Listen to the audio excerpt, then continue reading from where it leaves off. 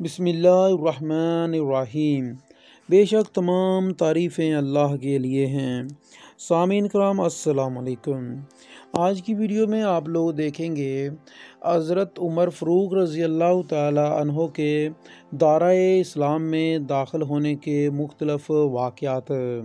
ناظرین اکرام، سامعین اکرام، یہ واقعات تاریخ کی مختلف کتابوں میں درج ہیں کہ جب حضرت عمر فاروق رضی اللہ تعالی عنہ نے اسلام قبول کیا تو کس طرح سے وہ اس دورہ اسلام میں داخل ہوئے، کون سے واقعے نے ان کے دل پر اثر کیا اور کس طرح وہ اسلام کے دائرے میں داخل ہوئے تھے۔ یہ مختلف واقعات ہیں، ان میں سے شاید کچھ ایسے واقعات بھی ہوں جو آپ آج کی ویڈیو میں پہلی بار دیکھ رہے ہوں۔ تو ناظرین اکرام، اس سے پہلے کہ ہم ویڈیو کا باقاعدہ آغاز کریں، میں اپنے نئے آنے والے دوستوں سے گزارش کروں گا کہ جو لوگ میرے چینل کی ویڈیو کو پہلی بار دیکھ رہے ہیں وہ اس طرح کی اسلامی تاریخی معلوماتی ویڈیوز دیکھنے کے لیے ہمارے اس چینل کو سبسکرائب کر کے ساتھ موجود گھنٹی کے نشان کو دبائیں تاکہ آپ لوگوں کو ہماری ڈیلی نئی آنے والی ویڈیو کا نوٹیفیکیشن مل سکے۔ ناظرین کرام، ہمارے چینل پر اسلامی تاریخ کا جو سلسلہ جاری ہے، اس میں آپ لوگوں نے پہلے اسلامی خلیفہ سیدنا ابوبکر صدیق رضی اللہ تعالیٰ عنہ کی زندگی، ان کا شجر نسب، ان کے تمام احوال جو ہمارے چینل پر تقریباً 24 پارٹ اس کے موجود ہیں، وہ آپ لوگوں نے دیکھے۔ اس میں آپ لوگوں نے ہماری حوصلہ افزائی کی، اس کا آپ لوگوں کا بہت بہت شکریہ اس کے لیے۔ تو ناظرین کرام، ابھی عمر فاروق رضی اللہ تعالیٰ عنہ کے متعلق جو دوسرے خلیفہ ہیں اسلامی، ان کے متعلق جو ویڈیو کا سلسلہ جاری ہے، اس میں آج آپ پارٹ اس کا دوسرا دیکھ رہے ہیں۔ ناظرین اکرام، قریش کے سربراہ اشخاص میں سے ابو جہل اور عمر فاروق اسلام اور نبی کریم صلی اللہ علیہ وسلم کی دشمنوں میں سب سے زیادہ سرگرم تھے۔ یعنی کہ یہ دو شخص جو تھے، جن میں ابو جہل اور عمر جو تھے، یہ نبی کریم صلی اللہ علیہ وسلم کے اور اسلام کے سب سے زیادہ دشمنی رکھنے والے تھے۔ یہ دو شخص تھے جو سب سے زیادہ اس کام میں سرگرم تھے۔ تو اس لیے ناظرین اکرام، نبی کریم صلی اللہ علیہ وسلم نے خصوصیت کے ساتھ ان دونوں کے لیے، اسلام کے لیے جو تھی وہ دعا فرمائی تھی۔ تو آپ نے یہ دعا فرمائی تھی، جس کا جو کہ عربی ہے، اور عربی میں اس کے اوپر کوئی زبر زیر نہیں تھی، اس لیے اس میں کچھ غلطی ہو جائے تو معذرت چاہتا ہوں۔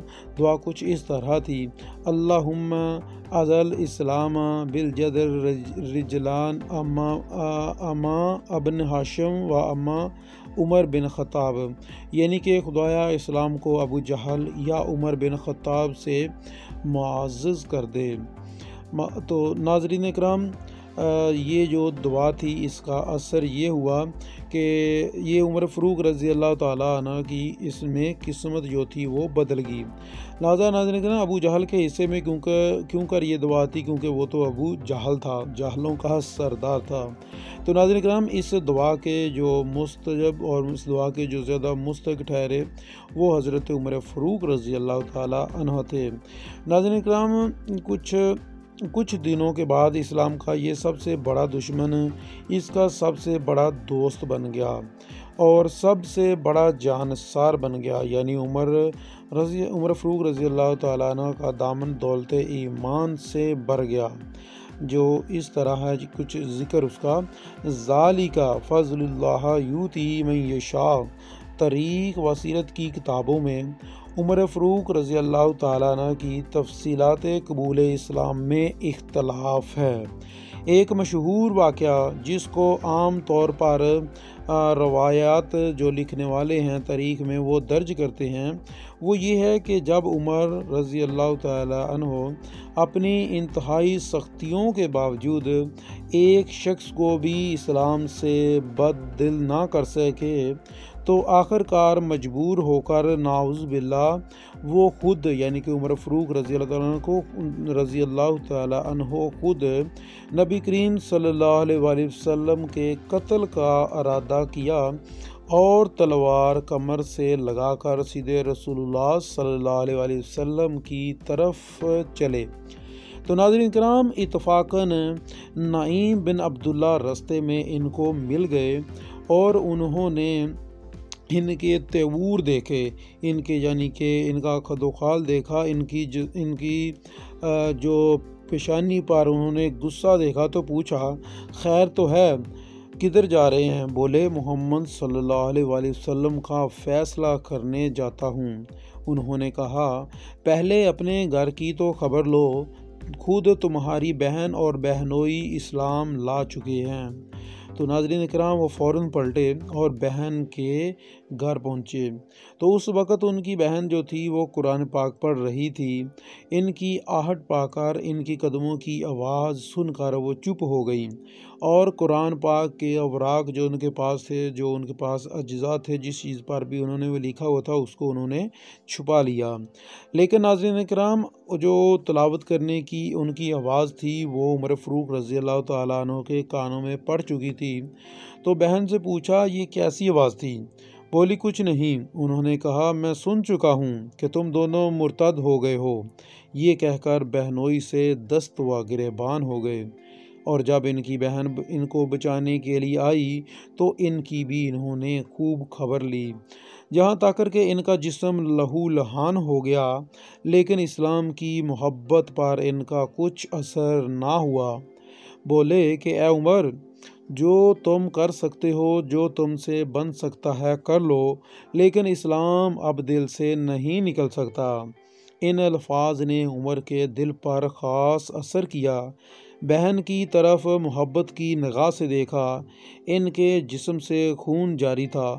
اسے دیکھ کر اور بھی رکت ہوئی فرمایا تم لوگ جو پڑھ رہے تھے مجھے بھی سناؤ۔ تو فاطمہ نے قرآن کے اجزاء میں سے اس کے سامنے عمر فاروق کے سامنے رکھ دیے تو انہوں نے اٹھا کر دیکھا تو یہ صورت تھی جو اس طرح سے تھی۔ تاریخ میں کے اندر یہ بھی اس کے اندر بھی اختلافات ہیں، لیکن آپ کے ساتھ آج کی ویڈیو میں سارا کچھ یہ شیئر کریں گے، جو کہ صورت کچھ اس طرح تھی۔ سبح للہ ما فی السماوات والارض وہو العزیز الحکیم۔ زمین و آسمان میں، جس کا ترجمہ کچھ یوں ہے کہ زمین و آسمان میں جو کچھ ہے سب خدا کی تسبیح پڑھتے ہیں، وہ غالب اور حکمت والا ہے۔ ایک ایک لفظ پر ان کا دل مرعوب ہوتا جاتا تھا، جہاں تک کہ جب اس آیات پر پہنچے آمنوا باللہ و رسولہ، خدا اور اس کے رسول پر ایمان لاؤ، تو بے اختیار پکار اٹھے اشہد ان لا الہ الا اللہ و اشہد ان محمد عبدہ و رسولہ۔ ناظرین کرام یہ وہ زمانہ تھا جب رسول اللہ صلی اللہ علیہ وسلم ارقم رضی اللہ تعالیٰ عنہ کے مکان جو تھا وہاں پر رہتے تھے، جو کوہ صفا کے نیچے واقع تھا۔ وہاں پر آپ پناہ گزین تھے۔ تو عمر نے آستانہ مبارک پر پہنچ کر دستخط دی، اور اس وقت آپ کی شمشیر، آپ کی تلوار جو تھی وہ اسی طرح کمر میں لگی ہوئی تھی، جس کو دیکھ کر صحابہ کرام میں جو تھا وہ تردد پیدا ہوا۔ لیکن حضرت حمزہ رضی اللہ تعالیٰ نے کہا کہ آنے دو، مخلصانہ آیا ہے تو بہتر ہے، ورنہ اسی کی تلوار سے اس کا سر قلم کر دوں گا۔ عمر نے اندر قدم رکھا تو رسول اللہ صلی اللہ علیہ وسلم خود آگے بڑھے اور ان کا دامن پکڑ کر فرمایا کیوں عمر، کس ارادے سے آئے ہو؟ نبوت کے پر جلال آواز نے ان پر کپکی طاری کر دی۔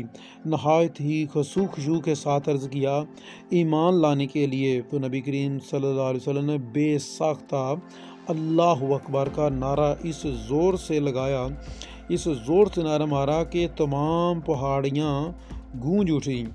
یہی روایت تھوڑے سے تغیر کے ساتھ، تھوڑے سے تبدیلی کے ساتھ دارقطنی، ابو جعلی، حاکم اور بہقی میں حضرت انس سے مروی ہے کہ دونوں میں فرق صرف اس قدر ہے کہ پہلی میں سورہ جدید کی آیات سبح للہ ما فی السماوات والارض ہے، دوسری میں سورہ طٰہٰ کی یہ آیات ہے انی انا للہ لا الہ الا انا فاعبدونی اقیم الصلاۃ للذکری، میں ہوں، خدا کوئی نہیں معبود لیکن میں تو مجھ کو پوجو اور میری یاد کے لیے نماز قائم کرو، نماز کھڑی کرو۔ جب اس یاد پر پہنچے تو بے اختیار لا الہ الا اللہ پکار اٹھے اور دارالقدس پر حاضری کی درخواست کی۔ لیکن یہ روایت دو طریقوں سے مروی ہے اور دونوں میں ایسی روا ہے کہ جو قبول کے لائق نہیں۔ چنانچہ دارالقطنی نے اس روایت کو مختصراً لکھا ہے کہ اس کا ایک راوی قاسم بن عثمان بصری قوی نہیں۔ ذہبی نے مستدرک حاکم کے استدلال میں لکھا ہے کہ روایت وحی و منقطع ہے۔ ان دونوں روایتوں کے مشترک راوی اسحاق بن یوسف، قاسم بن عثمان، اسحاق بن ابراہیم الحسینی اور اسامہ بن زید بن اسلم ہیں، اور یہ سب کے سب پایا اعتبار سے ساقط ہیں۔ ان روایتوں کے علاوہ مسند احمد، مسند ابن حنبل میں ایک روایت خود عمر سے مروی ہے جو گو ایک تابعی کی زبان سے مروی ہے، تاہم اس باب میں سب سے زیادہ محفوظ ہے۔ عمر فرماتے ہیں کہ ایک شب میں نبی کریم صلی اللہ علیہ وسلم کو چھیڑنے نکلا، یعنی کہ تنگ کرنے کے لیے نکلا، تو آپ صلی اللہ علیہ وسلم بڑھ کر مسجد حرام میں داخل ہو گئے اور نماز شروع کر دی، جس میں آپ صلی اللہ علیہ وسلم نے سورہ الحاقہ تلاوت فرمائی۔ میں کھڑا سنتا رہا اور قرآن کے نظم و اسلوب سے حیرت میں تھا۔ دل میں کہا، جیسا قریش کہا کرتے ہیں، خدا کی قسم یہ شاعر ہے۔ ابھی یہ خیال دل میں آیا ہی تھا کہ آپ صلی اللہ علیہ وسلم نے یہ آیات پڑھی، اِنَّ لَقَوْلَ رسول اللہ کریم وَمَا هُوَ بِقَوْلِ شَاعِرٍ قَلِيلًا مَا تُؤْمِنُونَ، کہ جس کا ترجمہ کچھ اس طرح سے ہے، یہ ایک بزرگ قاصد کا کلام ہے اور یہ کسی شاعر کا کلام نہیں، تم بہت کم ایمان رکھتے ہو۔ تو عمر فاروق نے وہ فرمانے لگے کہ میں نے سوچا کہ یہ تو کاہن ہے، میرے دل کی بات جان گیا ہے۔ اس کے بعد ہی یہ آیات پڑھی آپ صلی اللہ علیہ وسلم نے، وَلَا بِقَوْلِ كَاهِنٍ قَلِيلًا مَا تَذْكُرُونَ تنزیلا من رب العالمین۔ یہ کاہن کا کلام، جس کا ترجمہ یعنی کہ اس طرح سے ہے، یہ کاہن کا کلام بھی نہیں، تم بہت کم نصیحت پکڑتے ہو، یہ تو جہانوں کے پروردگار کی طرف سے اترا ہے۔ آپ نے یہ سورہ آخر تک تلاوت فرمائی اور اس کو سن کر اسلام میرے دل میں پوری طرح سے گھر کر گیا۔ یہ تھا حضرت عمر فاروق رضی اللہ تعالیٰ عنہ کے خود جو اس کے راوی تھے۔ اس کے علاوہ صحیح بخاری میں خود عمر رضی اللہ تعالیٰ عنہ کی زبانی یہ روایت بھی ہے کہ بعثت سے کچھ پہلے یا اس کے بعد ہی وہ ایک بت خانہ میں سوتے تھے کہ انہوں نے دیکھا ایک بت پر ایک قربانی چڑھائی گئی اور اس کے اندر سے آواز آئی، اے جلیج، اے فصیح البیان، کہتا ہے لا الہ الا اللہ۔ اس آواز کا سننا تھا کہ لوگ باغ کھڑے ہوئے، لیکن میں کھڑا رہا کہ دیکھوں کہ اس کے بعد کیا ہوتا ہے، کہ پھر وہی آواز آئی۔ اس واقعہ پر تھوڑے ہی دن گزرے تھے کہ لوگوں میں چرچا ہوا کہ یہ نبی ہے۔ تو ناظرین اکرام، یہ باب بیان الکعبہ، باب اسلام عمر رضی اللہ تعالی عنہ، اس کتاب میں یہ درج ہے۔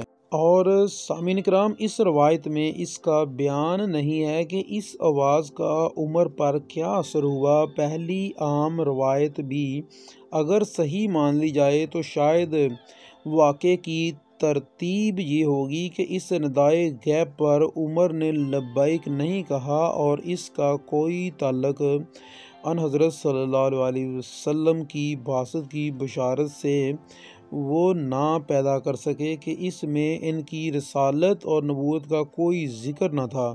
تاہم چونکہ توحید کا ذکر تھا اس لیے ادھر ملن ہوا ہوگا، لیکن چونکہ ان کو قرآن سننے کا موقع نہیں ملا اس لیے اس توحید کی دعوت کی حقیقت نامعلوم ہو سکی۔ اس کے بعد جب انہوں نے نبی کریم صلی اللہ علیہ وسلم کو سورہ الحاقہ، جس میں قیامت اور حشر و نشر کا نہایت ہی مؤثر بیان ہے، اس کو نماز میں پڑھتے سنا تو ان کے دل پر ایک خاصا اثر ہوا، جیسا کہ اس فقرے سے ظاہر ہوتا ہے: واقع الاسلام فی قلبی کل موقع، یعنی اسلام میرے دل میں پوری طرح بیٹھ گیا، تاہم چونکہ وہ طبع مستقل مزاج اور پختہ کار تھے اس لیے انہوں نے اسلام کا اعلان نہیں کیا، بلکہ اس اثر کو شاید وہ روکتے رہے۔ لیکن اس کے بعد جب ان کی بہن کا واقعہ پیش آیا اور سورہ طٰہٰ پر نظر پڑی، جس میں توحید کی نہایت مؤثر دعوت ہے، تو دل پر قابو نہ رہا اور بے اختیار کلمہ توحید پکار اٹھے اور دارالاقدس یعنی کہ نبی کریم صلی اللہ علیہ وسلم کے در پر حاضری کی درخواست کی۔ اور اگر وہ پہلی روایت صحیح تسلیم نہ کی جائے تو واقعہ کی سادہ صورت یہ ہو سکتی ہے کہ اس ندائے غیب نے ان کے دل میں توحید کا خیال پیدا کیا، لیکن چونکہ 3 برس دعوت محدود اور مخفی رہی تھی اس لیے ان کو اس کا حال نامعلوم ہو سکا اور مخالفت کی شدت کے باعث کبھی خود بارگاہ نبی صلی اللہ علیہ وسلم میں جانے اور قرآن سننے کا موقع نہ ملا۔ پھر جب رفتہ رفتہ اسلام کی حقیقت کو مختلف آوازیں ان کے کانوں میں پڑتی گئی تو ان کی شدت کم ہوتی گئی۔ بالآخر وہ دن آیا کہ نبی کریم صلی اللہ علیہ وسلم کی زبان مبارک سے ان کو سورہ الحاق سننے کا موقع ملا اور وہ لبیک کہتے ہوئے اسلام کے در پر، اسلام کے دائرے پر حاضر ہو گئے اور انہوں نے اسلام قبول کر لیا۔ ناظرین کرام، یہ تھے مختلف واقعات عمر فاروق رضی اللہ تعالیٰ عنہ کے دورہ اسلام میں داخل ہونے کے۔ امید ہے کہ یہ ویڈیو آپ لوگوں کو ضرور پسند آئی ہوگی۔ ویڈیو اچھی لگی ہو تو لائک کیجیے گا، دوستوں کے ساتھ شیئر کیجیے گا۔ ملیں گے اپنی اگلی ویڈیو میں، تب تک کے لیے اجازت چاہتا ہوں، دعا میں یاد رکھیے گا۔ اللہ نگہبان۔